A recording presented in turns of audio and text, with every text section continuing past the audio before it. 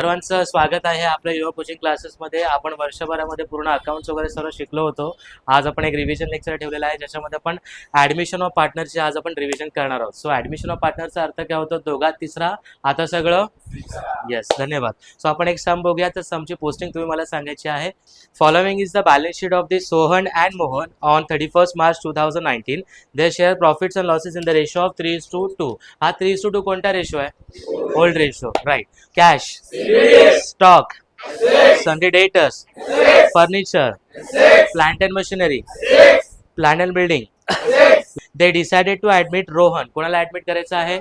कुठे? हॉस्पिटलमध्ये की फर्ममध्ये? फर्ममध्ये. सो अशा प्रकारचे तुम्हाला 5 अकाउंट्स ड्रॉ करायचे आहेत.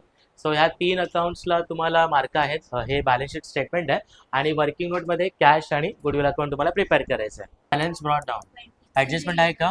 स्टॉकची अमाऊंट किती? 80,000 ना. नेक्स्ट.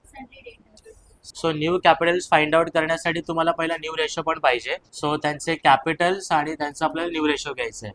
9:6:5.